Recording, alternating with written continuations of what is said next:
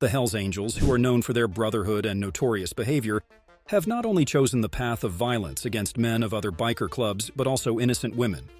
From trafficking to forced prostitution, the cruelty just doesn't end. So what has law enforcement done to address this problem? Let's find out. Riding predominantly Harley Davidson motorcycles, the members of the Hells Angels consider noisy bikes as a way of life.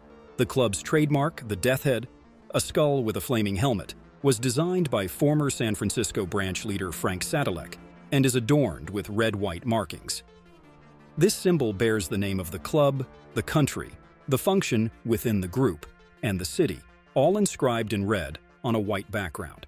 The Hells Angels' distinct culture includes affiliations marked by the abbreviation AFA, signifying Angels Forever, Forever Angels, and indicating a lifetime commitment to the club. However, a darker aspect emerges with the label Filthy Few, worn by members who have committed murder. Although this label was previously uncovered in most European countries, recent trends show a ban on these markings, reflecting heightened global scrutiny of the club's activities. While the Hells Angels boast a presence in 55 countries, including Serbia, they face bans in several European nations, including Germany, due to suspicions of involvement in criminal activities. The Erkrath branch, in particular, is under suspicion for cases involving violence, forced prostitution, and crimes related to weapons and narcotics. This underscores the club's notoriety and the serious legal challenges it confronts on an international scale.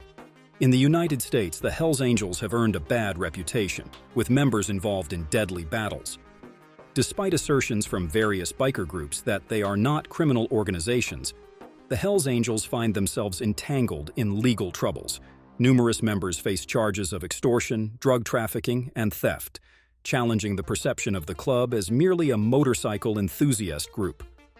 Law enforcement agencies and international intelligence services consider the Hells Angels among the 4 largest motorcycle gangs, alongside pagans, outlaws, and banditos. Their assessment paints a grim picture, accusing Hells Angels members of engaging in widespread violent and organized crime. Allegations include trafficking in drugs and people, dealing in stolen goods, extortion, corruption, and involvement in prostitution. However, the narrative takes a more ominous turn, with the assertion that the Hells Angels are even worse than commonly believed.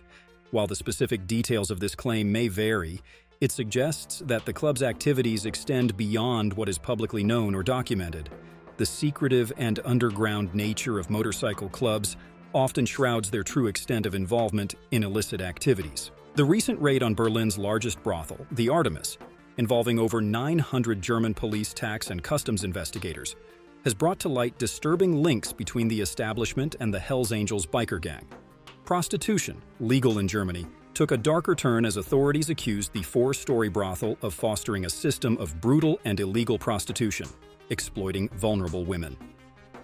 They detained the 2 managers of the so-called nude sauna club, Artemis, and 4 madames in the raid, in which they encountered 117 sex workers and more than 100 clients. Despite the legal status of prostitution in Germany, the police alleged that Artemis operated a clandestine system of exploitation. The arrested individuals faced charges of tax fraud and withholding Social Security contributions, reflecting a broader financial misconduct. The authorities are also investigating potential human trafficking, shedding light on the darker side of the sex trade. The brothel's alleged ties with the Hells Angels biker gang reveal a troubling dimension. State prosecutor Sjors Kamstra claimed that Hells Angels bikers procured women for the club, receiving favors such as free admission in return. This connection was brought to the forefront when a prostitute, having escaped mistreatment by her ex-partner, a Hells Angels biker, provided critical information that prompted the police action. In a strategy reminiscent of taking down notorious figures like Al Capone, Berlin chief prosecutor Andreas Bem highlighted the focus on tax evasion charges.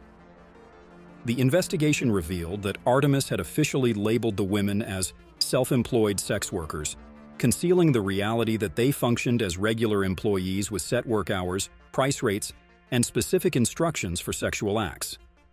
This deceptive classification allowed the brothel to withhold Social Security payments, defrauding the state of a staggering 17.5 million euros, in addition to the alleged tax evasion. To settle the financial reckoning, authorities seized €6.4 million in cash, cars, and properties, including 12 apartments across Berlin and nationwide. This substantial confiscation underscored the severity of the charges and the magnitude of the illicit operations within Artemis. The personal account of a woman identified as Julia, who worked as a sex trade worker, provided a poignant perspective on the challenges faced by those involved in the industry. Julia's testimony, though unverifiable independently, aligns with accounts from social workers and police familiar with the sex trade. Her experiences, enduring nights with 10 to 14 clients until the early morning, shed light on the harsh realities of a profession often marked by physical and emotional strain. Julia's journey through various countries, from the streets to private homes, brothels, and bars in Switzerland, France, Greece, and finally Germany, highlights the internationally wide nature of the sex trade. It underscores the need for comprehensive efforts to address the complexities of the industry, ensuring the safety and well-being of those involved. The Hells Angels' involvement in criminal activities extends beyond the borders of Germany, as exemplified by a high-profile case on the Spanish island of Mallorca. In a significant crackdown, 50 members of a Hells Angels chapter, led by Frank Sadilek, faced arrest in connection with over 16 crimes, including drug trafficking, prostitution, threats, bribery, possession of weapons, money laundering, and extortion, according to a 150-page indictment. The Spanish authorities accused the Hells Angels of attempting to take control of the Spanish island of Mallorca, operating a prostitution and money laundering ring. The gang allegedly ran several nightclubs on the popular Playa de Palma Strip during the police operation in 2013. Among those arrested were 2 local police officers and a Guardia Civil sergeant, facing charges of criminal involvement and bribery, with potential sentences of 5 to 7 years in jail. The Hells Angels' alleged ringleader, Frank Sadilek, was arrested during the 2013 raids, but he was later released under conditions and allowed to leave Spain in 2017. The trial, conducted in Madrid, unfolded details of illegal activities attributed to the Hells Angels between 2009 and 2013 in Mallorca. Key figures in the trial received varied sentences. Khalil Youssafi, sentenced to 9 years and 9 months in prison, had his penalty replaced by a fine following a plea agreement. Abdelghani Youssafi, who did not negotiate with the prosecution, received a 2-year prison sentence for a prostitution felony but was acquitted of other charges. Paul Engelka, considered Sadilek's right-hand man, faced a 1-year and 6-month imprisonment for making threats and covering up crimes. Authorities believed Sadilek earned a significant portion of his income from a prostitution ring, orchestrating the trafficking of women from across Europe to brothels in Mallorca. The indictment painted a grim picture, alleging the exploitation and coercion of women within the gang, even subjecting them to cosmetic surgery to enhance profitability. Prostitutes, according to police, were not only utilized for the sex trade, but also acted as scouts for potential recruits and mules transporting drugs and cash to and from Spain. Over 100 armed police officers participated in the Dawn raids in 2013, searching more than 30 properties across the island. The investigation, spanning over 2 years, uncovered pistols, shotguns, cash, jewelry, cocaine, and anabolic steroids.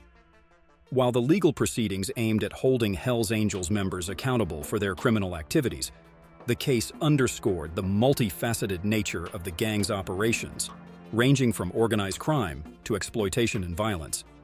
The alleged attempt to establish a stronghold in Mallorca reveals the global reach and audacity of the Hells Angels, prompting authorities to employ significant resources to dismantle their illicit enterprises. However, this grim reality extends beyond adult women, as even minors fall victim to gang-controlled prostitution. In January 2012, a SUR-13 gang member in Prince William County, Virginia, was arrested for prostituting juvenile runaway girls.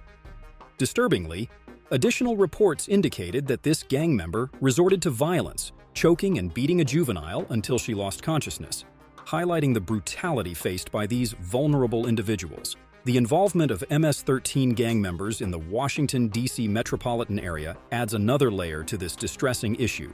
Gang members branded prostitutes' bodies with M and S gang symbols, using knives and razors signifying ownership and control. This demonstrates a systematic and dehumanizing approach towards individuals involved in prostitution, exacerbating the challenges faced by those trapped in such situations. The broader context of gangs increasingly engaging in the prostitution of minors demands urgent recognition.